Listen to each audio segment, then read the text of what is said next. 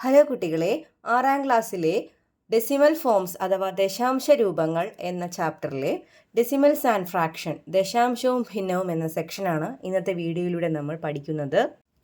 നോക്കൂ, ഇവിടെ ഞാൻ ചില ഡെസിമൽ നമ്പേഴ്സ് എഴുതിയിട്ടുണ്ട്, ദശാംശ സംഖ്യകൾ. ഇവയെ നമുക്ക് ഫ്രാക്ഷനിലേക്ക്, ഭിന്നസംഖ്യകളിലേക്ക് എങ്ങനെ മാറ്റാമെന്ന് നോക്കാം. അപ്പോൾ 7.3 നമുക്ക് ആദ്യം മാറ്റാം. 7.3 7 ദശാംശമില്ലാതെ, പോയിൻ്റ് ഇല്ലാതെ നോക്കിയാൽ ഈ നമ്പറിനെ നമുക്ക് എന്തെന്ന് വായിക്കാം? 73 എന്ന് വായിക്കാം, അല്ലേ? അപ്പോൾ 73 എന്ന് എഴുതുക. ഓക്കെ, ഇതിൻ്റെ ദശാംശം കഴിഞ്ഞിട്ട്, പോയിൻ്റ് കഴിഞ്ഞിട്ട് എത്ര ഡിജിറ്റാണ് ഉള്ളത്? ഒരു ഡിജിറ്റ്, അല്ലേ? ഒരു ഡിജിറ്റ് ആണെങ്കിൽ നമ്മളതിനെ 10 കൊണ്ട് ഡിവൈഡ് ചെയ്യുക. 10ൽ ഒരു 0 അല്ലേ ഉള്ളൂ. അടുത്തത് 7.331. ഇപ്പോൾ പോയിൻ്റ് കഴിഞ്ഞ്, ദശാംശം കഴിഞ്ഞിട്ട് ഇവിടെ 2 ഡിജിറ്റാണ് ഉള്ളത്. അപ്പോൾ ദശാംശമില്ലാതെ, ഡെസിമൽ ഇല്ലാതെ നമുക്കിതിനെ 731 എന്ന് വിളിക്കാം, അല്ലേ?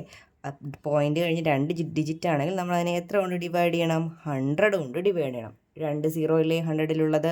2 ഡിജിറ്റ് ആണെങ്കിൽ 2 0. ഇനി അടുത്ത നമ്പർ നോക്കൂ, 7.319, അല്ലേ? ഇപ്പോൾ ഡെസിമൽ കഴിഞ്ഞിട്ട് 3 നമ്പേഴ്സാണുള്ളത്, 3 ഡിജിറ്റാണുള്ളത്.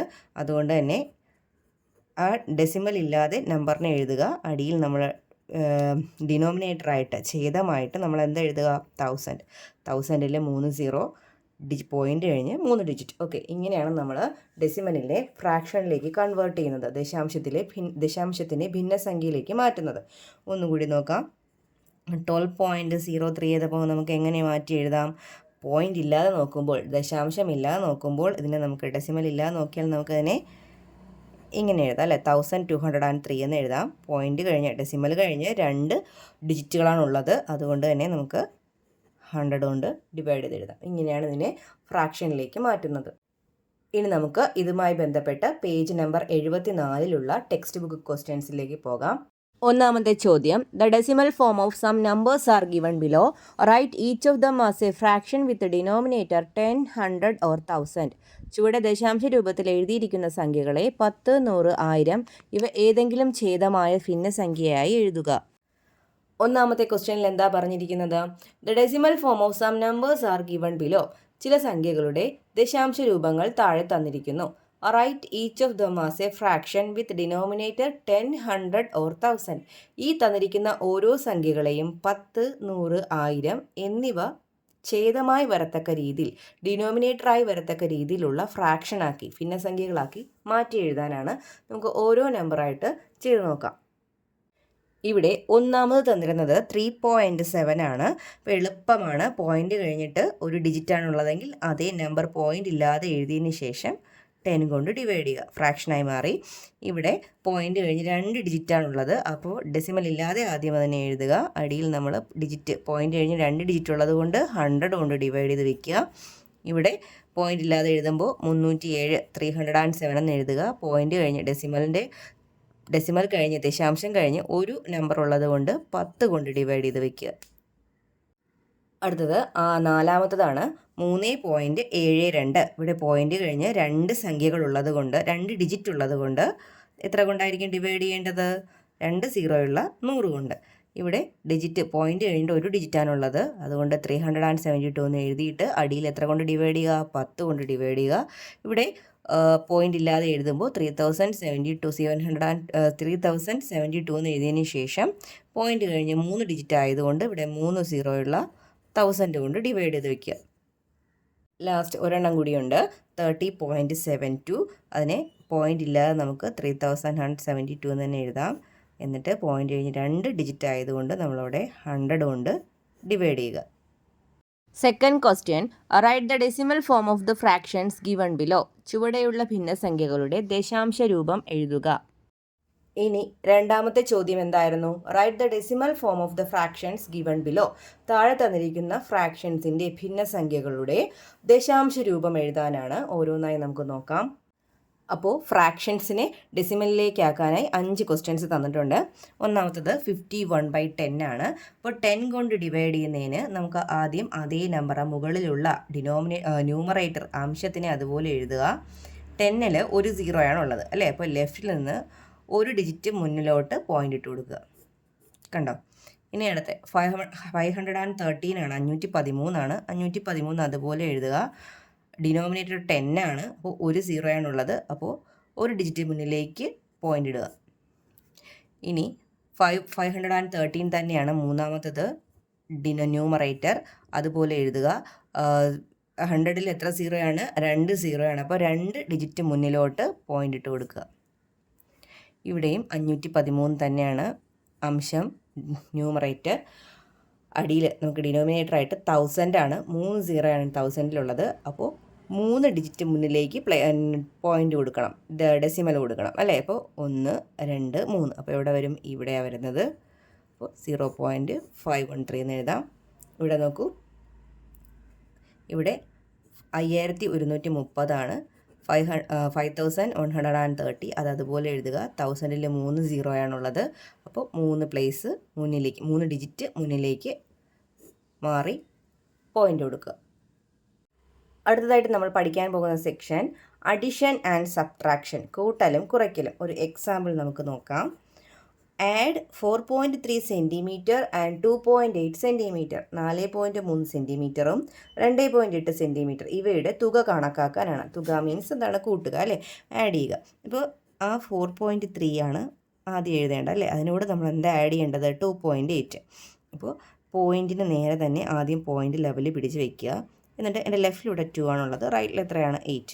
സാധാരണ നമ്മളൊരു നമ്പർ എങ്ങനെയാണോ, ഒരു സംഖ്യകൾ എങ്ങനെയാണോ ആഡ് ചെയ്യുന്നത് അതുപോലെ തന്നെ ആഡ് ചെയ്താൽ മതി. പോയിൻ്റ് ഉണ്ടെന്നേ ഉള്ളൂ.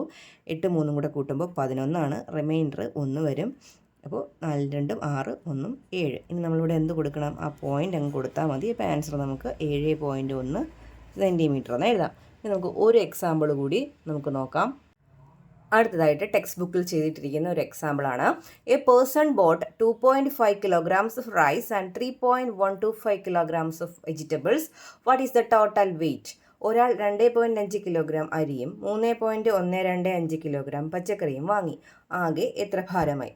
ആകെ കണ്ടുപിടിക്കുക. ടോട്ടൽ കണ്ടുപിടിക്കാൻ നമ്മൾ എന്താ ചെയ്യുന്നത്? ആഡ് ചെയ്യല്ലേ ചെയ്യുന്നത്, കൂട്ടുക. അപ്പോൾ 2.5. ഇനി അടുത്ത എത്രയാണ് വാല്യൂ? അടുത്ത അരിയുടെ ഭാരം 2.5 കിലോഗ്രാം, പച്ചക്കറിയുടെ ഭാരം എത്രയാണ്? 3.125 അല്ലേ.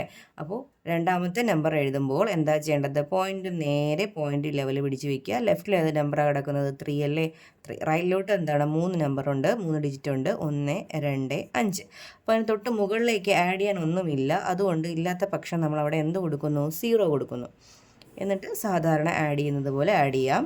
5 2 6. ഇവിടെ പോയിൻ്റ് കൊടുക്കുക. 2 3 കൂട്ടുമ്പോൾ 5. കണ്ടോ? അത്രയും കിലോഗ്രാമാണ് നമുക്ക് ആൻസർ കിട്ടുക. അപ്പോൾ ഇങ്ങനെയാണ് നമ്മൾ ആഡ് ചെയ്യുന്നത്. അപ്പോൾ ഇതുമായിട്ട് ബന്ധപ്പെട്ട പേജ് നമ്പർ 79 കുറച്ച് ക്വസ്റ്റ്യൻസ് ഉണ്ട്. നമുക്ക് അത് ചെയ്ത് നോക്കാം. First question, Anu made an 8.5 meter long festoon and Sarah made a 7.8 meter long one to decorate their classroom for the school anniversary. What is the total length of the festoon they made? School വാർഷികത്തിന് class അലങ്കരിക്കുവാൻ Anu 8.5 metre തോരണവും Sara 7.8 metre തോരണവും ഉണ്ടാക്കി. രണ്ടു പേരും കൂടി ആകെ എത്ര നീളത്തിൽ തോരണം ഉണ്ടാക്കി? ഒന്നാമത്തെ ക്വസ്റ്റ്യൻ നോക്കാം. Anu made an 8.5 meter long festoon and Sarah made a 7.8 meter long on to decorate the classroom for the anniversary. അല്ലേ, സ്കൂൾ വാർഷികം ആഘോഷിക്കുന്നതിന് അനു 8.5 മീറ്റർ നീളമുള്ള ഒരു തോരണവും സാറയാണെങ്കിലോ 7.8 മീറ്റർ നീളമുള്ള ഒരു തോരണവും കൂടി ഉണ്ടാക്കി. What is the total length of the festoon they made? ഈ രണ്ടു പേരും ഉണ്ടാക്കിയ തോരണത്തിൻ്റെ ആകെ നീളം എത്രയാണ്?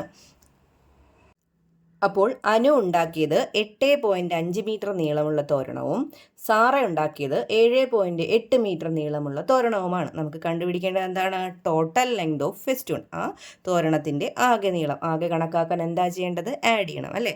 8.5ഉം ഈ 7.8ഉം കൂടി നമുക്ക് കൂട്ടാം.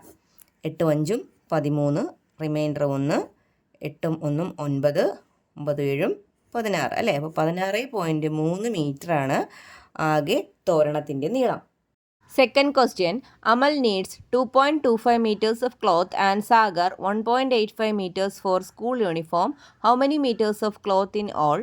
അമലിൻ്റെ യൂണിഫോമിന് 2.25 മീറ്റർ തുണിയും സാഗറിന് 1.85 മീറ്റർ തുണിയും വേണം. രണ്ടു പേർക്കും കൂടി ആകെ എത്ര മീറ്റർ തുണി വേണം? രണ്ടാമത്തെ ചോദ്യം നോക്കാം. Amal needs 2.25 meter of cloth and Sagar 1.85 meter for school uniform. അമലിന് സ്കൂൾ യൂണിഫോം തയ്ക്കുന്നതിന് 2.25 മീറ്റർ നീളമുള്ള തുണിയും സാഗറിന് 1.8 മീറ്റർ നീളമുള്ള തുണിയും ആവശ്യമാണ്. How many metres of cloth in all? ആകെ എത്ര തുണിയാണ് വേണ്ടത്? ആകെ കണ്ടുപിടിക്കാൻ രണ്ടുപേരുടെയും തുണിയുടെ അളവുകൾ തമ്മിൽ കൂട്ടിയാൽ മതിയല്ലോ. അപ്പോൾ അമലിന് 2.25 മീറ്റർ, സാഗറിന് 1.85 metre. Total length of cloth, ആകെ തുണിയുടെ നീളം കണക്കാക്കാൻ എന്ത് ചെയ്യുക? രണ്ടും കൂടി ആഡ് ചെയ്യുക. 2.25 പ്ലസ് പോയിൻ്റ് നേരെ തന്നെ പിടിച്ച് വയ്ക്കുക, 1.85 ആഡ് ചെയ്യുക. 5 5 10, റിമൈൻഡർ 1. 2 8 10, 1 11. വീണ്ടും ഇവിടെ ശിഷ്ടം റിമൈൻഡർ 1 വരുന്നു. 2 1 3, 1 4. 4.10 മീറ്ററാണ് ആകെ തുണിയുടെ നീളം. Third question. A tin weights 2.85 kilograms and it is filled with 12.5 kilograms of rice. What is the total weight? ഒരു ടിന്നിന് 2.85 കിലോഗ്രാം ഭാരമുണ്ട്. അതിൽ 12.5 കിലോഗ്രാം അരിയുണ്ട്. ടിന്നിനും അരിക്കും കൂടി എത്ര ഭാരമുണ്ട്? മൂന്നാമത്തെ ക്വസ്റ്റ്യനിൽ എന്താ പറഞ്ഞിരിക്കുന്നത്? A tin weights 2.85 kilograms and it is filled with 12.5 kilograms of rice. What is the total weight? ഒരു ടിന്നിനകത്ത് ഒരു ടിന്നിൻ്റെ വെയിറ്റ്, ഭാരം എന്ന് പറയുന്നത് 2.85 കിലോഗ്രാം ആണ്. അതിനകത്ത് 12.5 കിലോഗ്രാമോളം അരിയുമുണ്ട്. What is the total weight? അതായത് ഈ ടിന്നിൻ്റെയും ഈ അരിയുടെയും ആകെ ഭാരമാണ് കണക്കാക്കേണ്ടത്. അതായത് വെയിറ്റ് ഓഫ് ടിന്നിൻ്റെ ഭാരം 2.85 കിലോഗ്രാംസ്, വെയിറ്റ് ഓഫ് റൈസ് അരിയുടെ ഭാരം 12.5 കിലോഗ്രാംസ്. ടോട്ടൽ വെയിറ്റ് കാണാൻ എന്ത് ചെയ്യുക? 2.85 പ്ലസ് 12.5 കൂടി എന്ത് ചെയ്യുക? ആഡ് ചെയ്യുക അല്ലേ. അപ്പോൾ ഇവിടെ ഈ 5-ന് നേരെ നമ്പറൊന്നും ഇല്ലാത്തത് കൊണ്ട് നമ്മൾ 0 കൊടുക്കുന്നു. 5 8 5 13, റിമൈൻഡർ 1 4, റിമൈൻഡറും കൂടെ കൂട്ടി 5. ഇവിടെ അതിന് മുകളിലൊന്നും ഇല്ലാത്തതുകൊണ്ട് നമ്മൾ 0 കൊടുക്കുന്നു. 15.35 അല്ലേ. 15.35 കിലോഗ്രാംസ് ആണ് ആകെ ഭാരം. Fourth question. Bakul walks 2.25 kilometers in the morning and 1.5 kilometers in the evening every day. What is the total distance she walks each day? ബകുൾ ദിവസവും രാവിലെ 2.25 കിലോമീറ്ററും വൈകിട്ട് 1.5 കിലോമീറ്ററും വ്യായാമത്തിനായി നടക്കും. ബകുൾ ദിവസവും വ്യായാമത്തിനായി നടക്കുന്നത് എത്ര കിലോമീറ്ററാണ്? നാലാമത്തെ ക്വസ്റ്റ്യൻ നോക്കാം. ബകുൽ walks 2.25 kilogram in the morning and 1.5 kilogram in the evening every day. എല്ലാ ദിവസവും ബകുൽ 2.25 കിലോമീറ്റർ രാവിലെയും 1.5 കിലോമീറ്റർ വൈകുന്നേരവും നടക്കുന്നുണ്ട്. What is the total distance she walks every day? എല്ലാ ദിവസവും അവൾ ആകെ എത്ര ദൂരമാണ് നടക്കുന്നത്? അപ്പോൾ മോർണിംഗ് രാവിലെ 2.25 കിലോമീറ്റർ ദൂരം നടക്കുന്നുണ്ട്. ഈവനിങ് വൈകുന്നേരം 1.5 കിലോമീറ്റർ ദൂരം നടക്കുന്നു. ടോട്ടൽ ഡിസ്റ്റൻസ് ആകെ ദൂരം കണക്കാക്കാനായി 2.25 പ്ലസ് 1.5 അല്ലേ. അപ്പോൾ ഈ 5-ന് നേരെ ഒന്നുമില്ലാത്തതിനാൽ നമുക്കിവിടെ 0 കൊടുക്കാം. 5 7, 2 1 കൂട്ടുമ്പോൾ 3, 3.75 കിലോമീറ്ററാണ് ആകെ distance. Fifth question. 2 small bottles contain 0.850 liter and 0.375 liter of honey. If both the bottles are emptied into a large bottle, how much honey does it contain?